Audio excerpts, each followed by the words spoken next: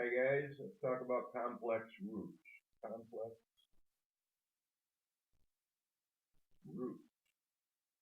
And what is a complex root? Well, it's very simple. You've got b squared minus 4ac. Right underneath there, b squared minus 4ac. That is your discriminant.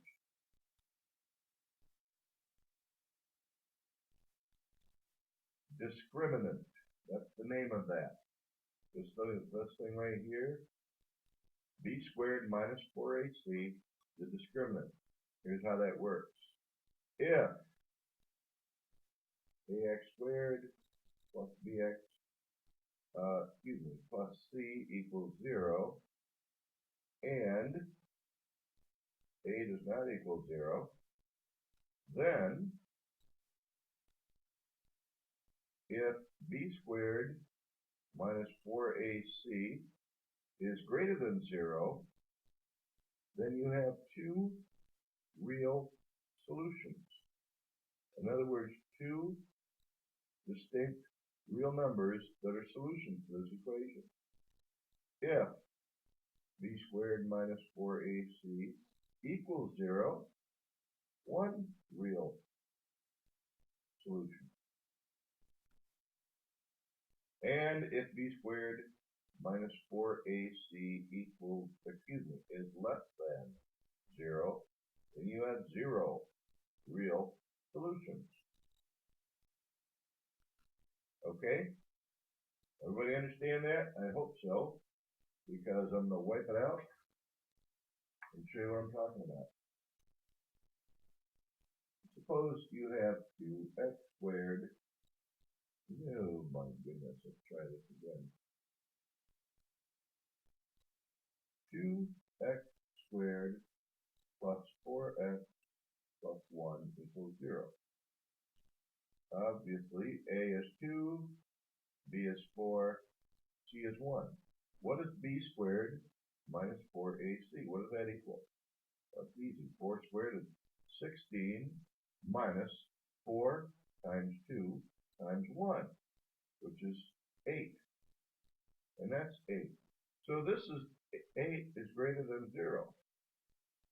So there are two real solutions to this equation. And we can actually prove that by plugging that into our calculator. And we have 2x squared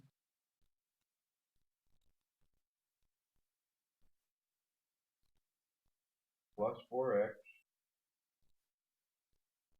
plus 1.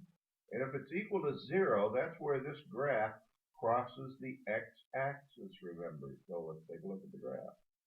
First, I'm going to zoom standard, which is number 6, because I want a nice, start with a nice viewing window. Look at where that graph crosses. It crosses in 2 points, doesn't it? I don't need to know what they are at this point. What I need to know is that there are two real solutions. And that's shown by a graph where it crosses in 2 places. Let's try another one. Suppose we have 2x squared plus 4x plus 2 equals 0. Well, that means that a equals 2, b equals 4, c equals 2. So b squared minus 4ac is equal to, b squared is 4, so b squared is 16, minus 4 times 2 times 2. Well, that's 16, isn't it? 4 times 2 is 8, times 2 is 16. So you end up with 0. So b squared minus 4ac, your discriminant, is equal to 0. So there's one real solution. Okay? So again, let's check that with a graph. 2x squared plus 4x plus 2. We just changed one number, so let's just go there and edit that and put 2 in there. Graph it. And if you kind of take a look at here, You see it just kind of kisses the x-axis. So there's one real solution. That's the point where it touches the x-axis. Once again, we're not interested in knowing what the solutions are at this point. We just want to know that there's one real solution. But wait, there's more. What about 2x squared, 2x squared plus 4x plus 3 equals 0? A equals 2, B equals 4, C equals 3. B squared minus 4AC equals, B squared is 16 minus 4 times 2 times 3. 2 times 3 is 6, 4 times 6 is 24. 16 minus 24 is negative 8. So that means that there are 0 real solutions. And again, let's look at the graph and see what that means. Go back here, we're just going to edit this, so we're going to change that C to a 3, because everything else is the same. So this is 3, and graph it. And you notice it does not touch the x-axis. So there is no value for x. It's going to give give us a 0 for y. So there is no real number that gives us a value of 0 there. So does that mean we're just dead? We're dead in the water? No, not really. Let me show you what I mean. We have this little thing called, this is my imaginary friend. Okay?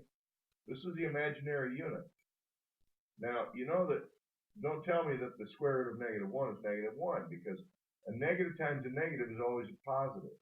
So the square root of negative 1 is, there's no number that you can multiply by itself and get a negative number. And so that's why we call this the imaginary unit. This is not a real number. Okay? So if we have, like, for example, square root of negative 4, we say that's the square root of negative 1 times 4. That means the square root of negative 1 times the square root of 4. What's the square root of 4? 2. What's the square root of negative 1? That's the imaginary unit, I. So the square root of negative 4 equals 2i. On the same token, square root of a negative 6 equals the square root of negative 1 times 6 equals the square root of negative 1 times the square root of 6 equals I times the square root of 6. Now, if you have a whole number, you put the whole number first in front of I. If you have a radical, you put the I in front of the radical. Or maybe not, I don't know. So let's try something here. Let's try 3x squared. For some reason, not wanting to write. That's better. Minus 7x plus 5 equals 0. A equals 3, B equals negative 7, C equals 5. So what is B squared minus 4AC? Well, let's see, 49 is negative 7 times negative 7 minus 4 times 3 times 5. Well, 3 times 5 is 15. 4 times 15 is 60. So you have 49 minus 60, that's a negative 11. So if b squared minus 4ac, as we said before, is less than 0, which it is, negative 11 is less than 0, well, that means that we don't have any real solutions. Does that mean we have no solutions at all? Nope. Let's try the Pythagorean, or the Pythagorean theorem. No, let's try the quadratic formula. Negative b plus or minus the square root of the discriminant, b squared minus 4ac, all over 2a.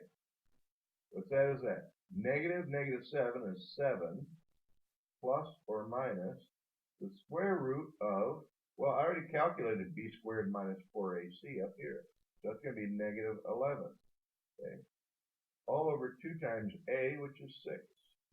And we're going to change this around a little bit. We're going to say 7 over 6 plus or minus the square root of negative 11. You remember I said up here that if you take the square root of a negative something, that equals I times the square root of 6, right?